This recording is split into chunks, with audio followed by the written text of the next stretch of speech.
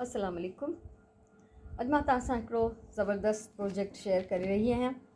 डिकोपाज मां काफ़ी सारियुनि शयुनि ते डिकोपाज कयो आहे। मुंहिंजा कुझु प्रोजेक्ट्स आहिनि, कुझु मुंहिंजूं वीडियोज़ अवेलेबल आहिनि, तव्हां उहे ॾिसी सघो था।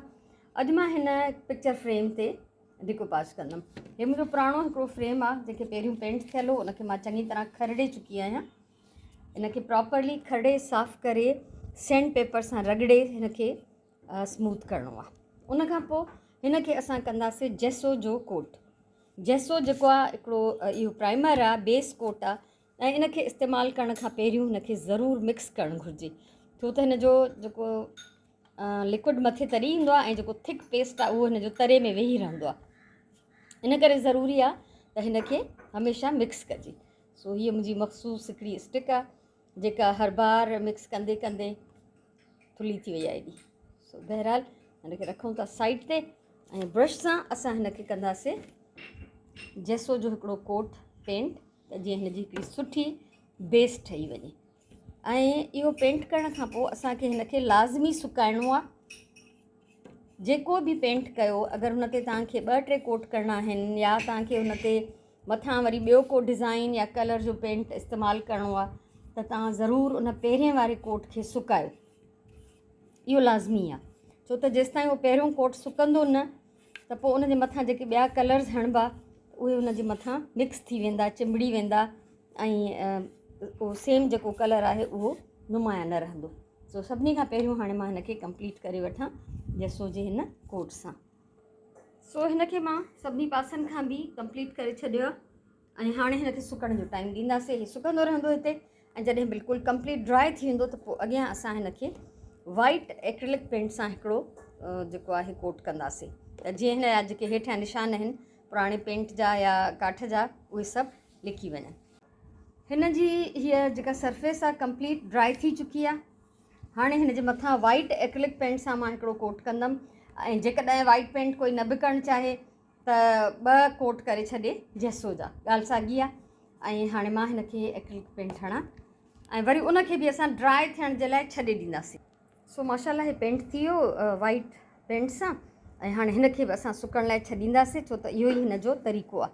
उनखां पोइ असां नेक्स्ट जेको हिन ते असुलु कमु आहे डिकोपाज जो, डिकोपाज कंहिं बि पेपर सां डिफरेंट सरफेसिस खे सजाइणु, इहो आहे हिन जो कमु। सो ॾिसूं था हिन जे सुकण खां पोइ मां हिन ते कहिड़ो कलर कहिड़ो पेपर इस्तेमालु करण वारी आहियां।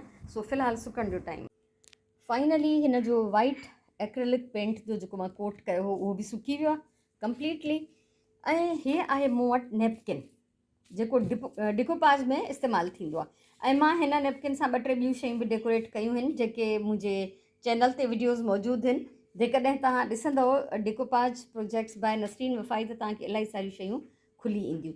हे नैपकिन स्पेशली इन लाइ मिलंदा आहिनि डिकोपाज नैपकिन्स, ऐं हिननि जा लेयर्स हूंदा आहिनि। हे ॾिसो था हिन में तह आहिनि, कंहिं में 2 तह हूंदा आहिनि, कंहिं में 3 तह हूंदा आहिनि, पर जेको असां यूज़ कंदा आहियूं उहो फाइनली हे मथियों तह हूंदो आहे डिज़ाइन वारो। त हाणे हिनखे मां पंहिंजी मर्ज़ीअ सां हिनखे फाड़ींदमि, ऐं तव्हां ॾिसो त हे फाटल आहिनि सभु, ठीकु आहे। हिनखे कैंचीअ सां न कटिबो, जीअं हिन जी एजिस हिन जा रफ हूंदा त सुठी तरह चिंबड़ी वेंदा। त हिनखे मां हथ सां पंहिंजी मर्ज़ीअ सां हिननि जा पीसिस फाड़ींदमि। ऐं ॿियो इहो ॾेखारण जो मक़सदु आहे त ॾिसो त हे हिकिड़ो फुल वॾी साइज़ जो हिकिड़ो नैपकिन जेॾो टिशू पेपर ई हुयो। सो यूज़ करे करे हे थोरो बचियो आहे, पर हिन में जेके नंढा नंढा गुल नंढा नंढा पन आहिनि इहे सभु हिन जो ज़रो इस्तेमालु थींदो। तंहिंजे करे ॾेखारण जो मक़सदु इहो आहे त ज़ाया कुझु बि न आहे। ईअं न सम्झो त हाणे हिन मां इलाही मेन शयूं असां कढी छॾियूं आहिनि त हाणे हे कंहिं कम जो न आहे, हे बि कम जो आहे। इनखे मां हणंदमि हिन वाइट ग्लू सां। जेतिरे एरिया ते मूंखे इहो हणिणो आहे उन ते मां वाइट ग्लू हणंदमि ऐं उनजे मथां इहो पेपर चिंबड़ाईंदमि। सो शुरू कयूं था प्रोसेस। पहिरीं ॻाल्हि त ग्लू मुंहिंजी रखण सां थिक थी वई हुई, त उन में मां थोरो पाणी मिलायो आहे, ऐं ग्लू अगरि थिक न हुजे तॾहिं बि उन में थोरो पाणी ज़रूरु मिलाइणो आहे, त जीअं नरम हिकिड़ो ग्लू ठही पए। हिते मां हिन पासे हिनखे ग्लू हणी ऐं चिंबड़ायो आहे। थोरो हिसो हे अञा आहे त हिनखे बि मां चिंबड़ाइणु चाहींदमि। ॾिसो कोशिशि कयो त ॾाढो आराम सां हिनखे चिंबड़ायो, छो त नाज़ुक हूंदो आहे इलाही।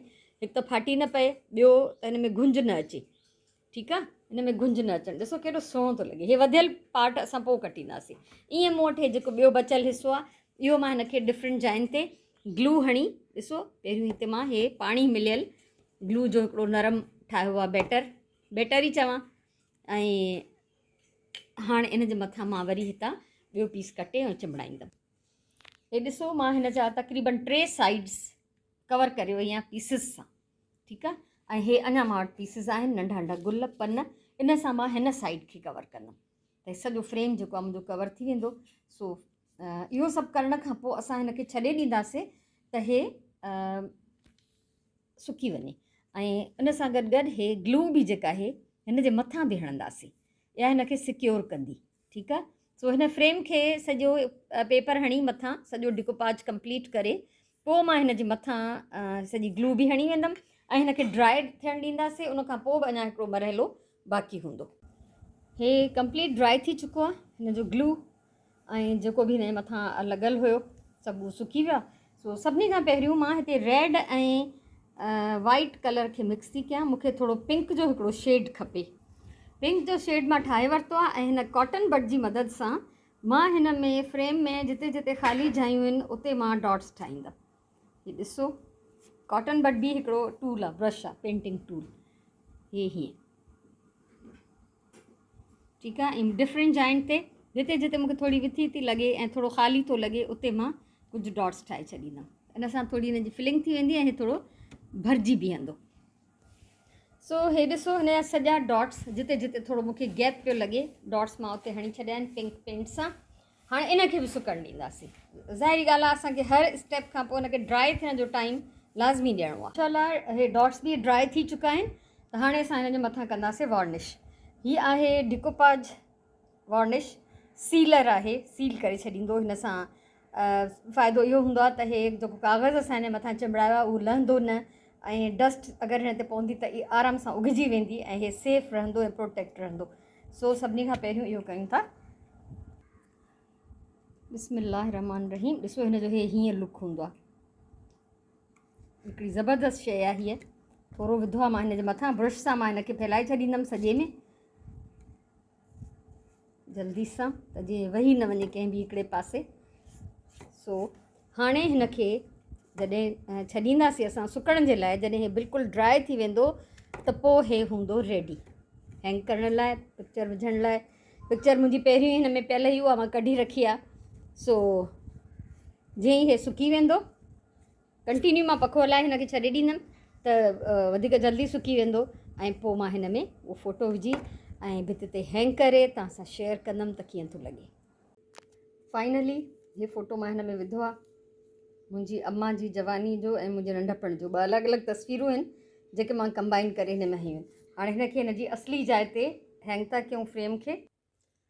सो हीअ फ्रेम लॻी वियो पंहिंजी जाइ ते। मुंहिंजी हीअ मेमोरी वॉल आहे जंहिंमें डिफरेंट फ़ोटोज़ आहिनि ऐं इन्हनि सभिनी जे विच में ॾिसो त केॾो सुहिणो थो लॻे माशाअल्लाह। ॿुधाइजो ज़रूरु त तव्हांखे कीअं लॻो। हमेशह प्यार सां कमु कयो, पंहिंजी ॿोलीअ सां प्यारु कयो, पंहिंजे टाइम जो सही इस्तेमालु कयो। इनशाला असां वरी कंहिं ॿी वीडियो सां मिलंदासीं। तेसिताईं अल्लाह वाही।